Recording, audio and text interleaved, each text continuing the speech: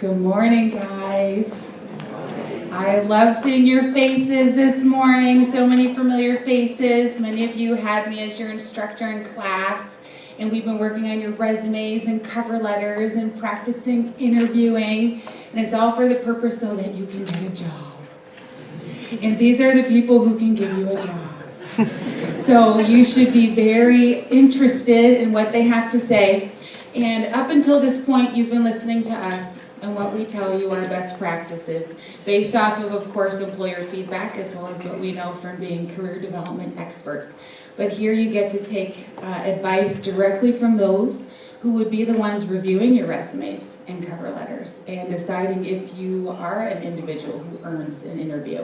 And then how they're going to assess you once you're in that interview chair, so you don't have to just take our word for it. Hopefully you're going to be able to listen to repeated themes from what we have communicated to you as well as what's going on in practice and industry. So we'll get started. There are approximately 10 questions that we've prepared ahead of time that we are going to be asking the employers, but there'll also be an opportunity at the end for you guys to also voice some of your questions. So as they're giving responses, if you think of something that you would like to ask a particular employer, please remember that so that when we hand the mic over to you guys, you'll be able to voice your questions as well. So let's get started. Okay, so the very first question I'm going to propose to our panelists is for them first to introduce themselves, the organization that they work with, and their role in co-op. Hi, my name is Sam Lombardo. I represent Active Body Physical Therapy. Basically, I'm the lead coordinator for the co-op department, plus many other departments. And I also conduct the interviews, and then from there, either I will mentor that particular student or assign someone else to mentor the student up to that point. Hello, I'm Sarah Dale. I'm a chiropractor. We have students come in to help us out in a specific role at our office. We've had many students over the years, and some of them have gone on to become chiropractors, and some of them have not, but have used the position to know what they don't want to do. And I am the chief, what is that saying, bottle washer and everything. So you'll be doing your interviews with me, we'll be training you. And if you have any questions, I'm here. Hello everybody, I'm Carolyn Hart and I'm the co-founder of Inspire Hub Technologies, and I'm the person that hires and pays interns. I actually do paid internships for computer science. Yeah, everybody's excited about that. A few years ago, one of our interns who was in a paid internship became one of our full-time employees, and now he is my senior developer. So want to talk with all of you at the networking function after. Morning, my name is Julie Miles. I'm the HR generalist at the Windsor Detroit Bridge Authority. So we are the ones responsible for the design, build, operation, maintenance of the new Gordie Howe International Bridge. I, in HR, review all of your resumes before screening them and shortlisting them to work with the hiring managers. I am in every single one of the interviews, and I work very closely with the hiring managers to pick the candidates, as well as work with you when you're on board with us, and even do all the way through to the end of your term and do exit interviews. We hire a variety of different co-op students, from IT to finance, HR, marketing, engineering. So we have a few different disciplines that we bring on every semester. Good morning. Robert Kurtzak. I work for Hire Walker, or Pernod Ricard, whatever you want to call it.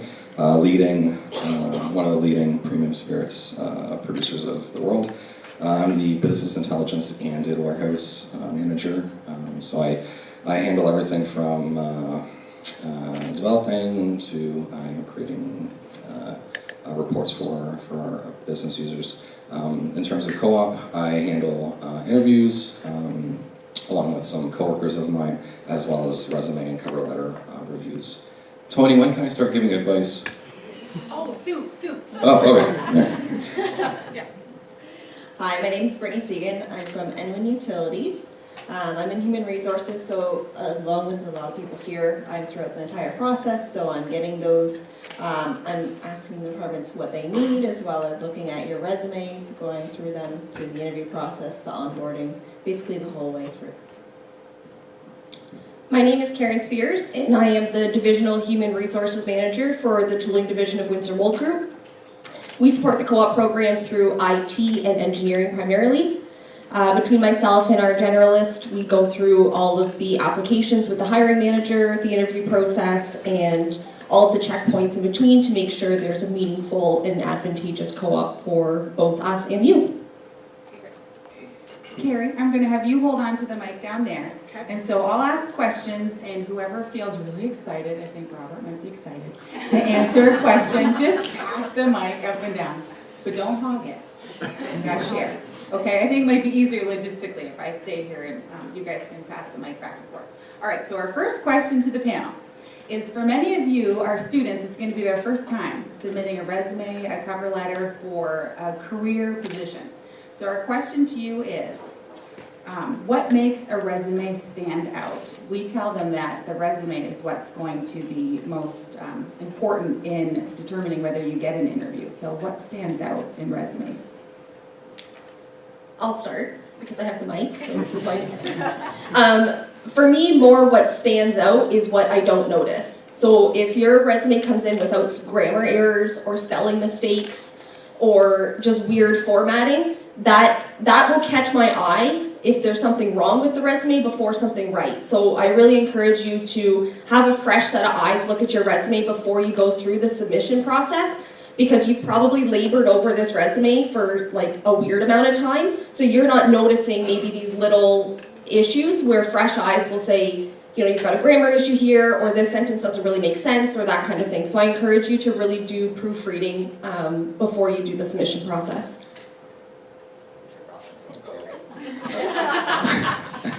So what I was going to say earlier about, like, you know, who am I? I would say, just random piece of advice, always have like a 30 to 60 second, like, who are you, kind of prepared, like an elevator pitch. I don't know, just so you're not caught off guard. But more relevant to the topic or the question, I would say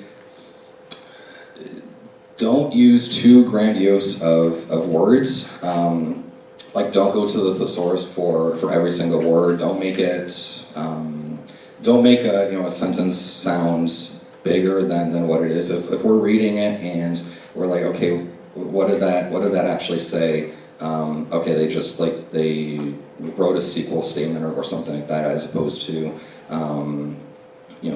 transformed the business through through ETL technologies. Keep it kind of grounded and keep it kind of relevant to the job, I would say.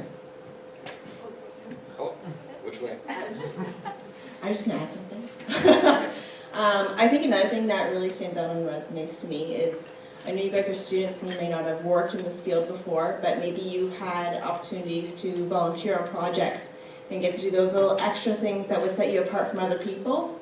At this point, there's no reason why not to include that on your resume, just so you can stand apart that little bit extra. I'm just going to add to Brittany's point, and the fact that making it relevant to the job that you're applying for. Since I see resumes from a number of different programs, I've often encountered students that submit the same resume and just change, I'm applying for finance to I'm applying to computer science, and the resume and the cover letter are the same. So I would definitely encourage you guys to customize both the resume and the cover letter, and highlight those areas that you think are more applicable to that area. So even if in your computer science and you tinker around and stuff in your garage and things like that and have built different things, put that on there for that type of role. Okay, so I'm going to tell you what I hate, just absolutely hate. So when you're going through and you're doing the submit, and you're applying to all those different jobs, one of the things that bugs me so much is when I get a cover letter and it has another company's name on it. And it happens more than you think. You are immediately disqualified, because I have to do very meticulous, we have our development team and our coding team, and if you can't get my company name right, there's a good chance you're going to get a lot of other things wrong. So we disqualify you. I would say keep it really short and simple. When I look at a cover letter and it's the whole page, I go, oh God, okay, and I try to skim through to see what's really relevant. So I would say keep it as short and to the point as possible with really simple words, just getting to your point. So in terms of the resume, we definitely want clear, clean, and concise, of course. Extracurricular activities, volunteer experience, awards, certifications. And one thing that I like to look for is a track record of success. So don't be afraid to state not only what's going on presently, but high school even. Because I believe in it as a company, we believe that success leads to future successes. So many people are afraid to show day one to the present. A lot of times people are afraid to track what's being performed in high school, then university, and so forth. So I'm a big believer that success leads to future success. When you create a track record for yourself, then we know that you're a person with lots of skill sets and have lots to offer. Notice that they said a lot of the things that we've been telling you. I was very happy to hear that. Thank you. Reinforcing. As I know, I've met with many of you and our staff has met, we've pointed out those errors, and I know some students with skills that are in demand and they have all this experience. Oh, is it really important? Yes, it is. Attention to the details is very important. Okay, some of our panelists were able to touch a little bit on cover letters, but not all. So for the next round of questions, anything addition that you could share with what you look for in cover letters, the importance of cover letters in the hiring process for you and your firm? So for us, we're looking at making sure there's no spelling mistakes, the company's being addressed in the cover letter at some point. Like Sarah said, we like it down to one page. It's concise, it's clean, no grammatical errors, font sizes are all there, are proper, sorry. Making sure it's not too crammed, there's some spacing going on. If you're going to introduce a new point, maybe the new subheading, so it's easier for myself or whoever's reviewing the resume. It's a logical order to what's being reviewed, and again, the company's being addressed. I do agree that if you have the wrong company, it's going to be thrown out right away. I would say it's nice to know that you've read a little bit about my organization, like me maybe write a blurb about Community Chiropractic Center or me or people that work there. And I also think it's nice to know why you're applying for the job, and I think an honest answer goes a long way. You don't have to pretend to be somebody that you're not, but just knowing why you want to do the co-op position at a chiropractor's office would be really, really helpful. And we see a lot of cover letters, so if you're putting the same answer down as everybody else, it seems a little not as genuine as just an honest answer. So I know there's a debate online right now, and I don't know if the rest of the employers are aware of this, but whether or not cover letters even matter. I've been encountering that question a lot, and the answer is yes. We use the cover letter. If you don't submit a cover letter to us, you don't even get to the next round. That's one of our filtering processes. And to what Sarah said, in our case, because we are a technology company, we have so much material out on the web. We have white papers, we have technical blogs that we've been talking about. So the candidates that get through to the next round, besides being error-free, that's just kind of the standard in having a cover letter, getting our name right. The ones who make it through to the next round actually show that they've done some research and are able to speak to why they're excited about our technology. And then we put them through to the next round. Yeah, I would definitely agree with what the other panelists are saying, is making sure that you do understand the organization, but also understand what they're looking for. So we put in there on the job ad the responsibilities as well as key competencies. So making sure that you tailor your cover letter to speak to those competencies, but make it your own. I have heard the same sentence over and over again: I have great problem-solving skills. Unless you're able to articulate to me how you have those great problem-solving skills, it's the same sentence that every other cover letter has. So make it your own, be it a little bit more personalized that way. I'd rather read something that's a little bit more you than kind of something that looks like every other cover letter.